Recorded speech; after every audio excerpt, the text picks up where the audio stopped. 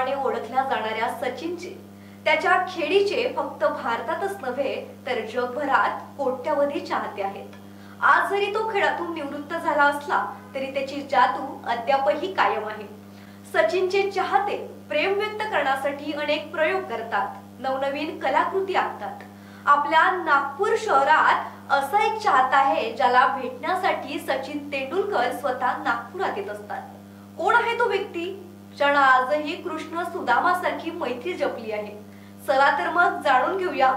नमस्कार, मी प्रियंका आणि तुम्ही पाहताय शंखनाद आवाज सत्याचा। 3 दशकांपेक्षा अधिक काळ लोटूनही सचिनने नरेश वाघमोडे सोबतची मैत्री जपली आहे। सचिन आणि नरेश यांचं नातं अगदी कृष्णा व सुदामा सारखं आहे। 1987 ते 88 मध्ये सुरू झालेली ही मैत्री आजतागायत कायम आहे। ज्युनियर आंतरविभागीय स्पर्धेच्या निमित्तानं सचिन त्यावेळी प्रथमच नागपुरात आला होता।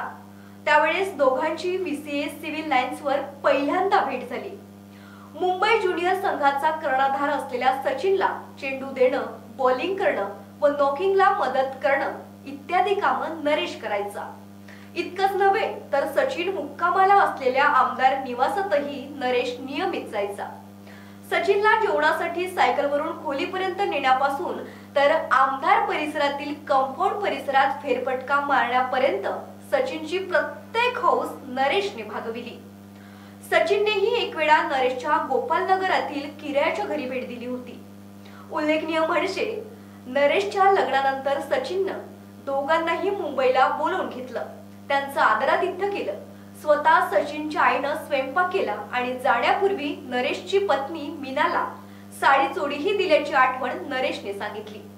याशिवाय वानखेडे स्टेडियमवर सचिनच्या निवृत्तीच्या ऐतिहासिक क्षणाचाही नरेश साक्षीदार राहिला आहे। निरोपाच्या सामन्यासाठी सचिनने त्याला खास निमंत्रण दिलं होतं। सामन्यानंतर अंजलीने आयोजित केलेल्या पार्टीलाही नरेश आवर्जून उपस्थित होता। सचिन सहपरिवार ताडोब्याला गेला तेव्हा देखील नरेश सोबत होता।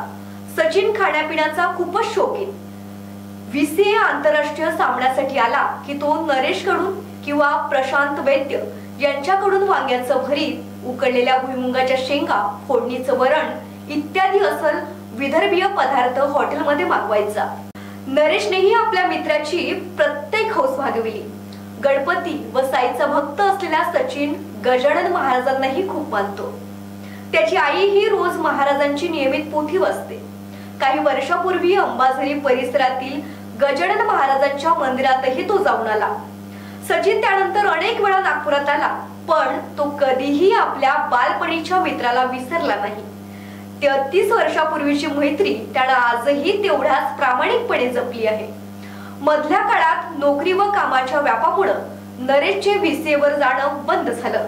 एके दिवशी नरेश न दिसल्यानं सचिनने त्याच्याबद्दल चौकशी केली आणि VCA वर बोलावून घेतलं।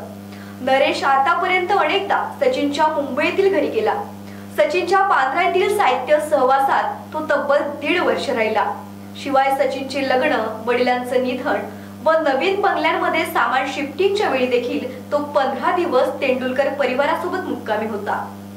नरेश वाघमोडे हे सचिनचा वाढदिवस 24 एप्रिल कधीच विसरत नाही। या दिवशी तो सचिनला हमखास फोन करून शुभेच्छा देत असतो। एक सेलिब्रिटी कृष्ण सुदामा सारखी मैत्री जपू शकतो। खरं तर मैत्री ही मिरवण्यात नसते, ती जपण्यात असते। पुन्हा भेटूया एका नवीन स्टोरीसह। तोवर नमस्कार।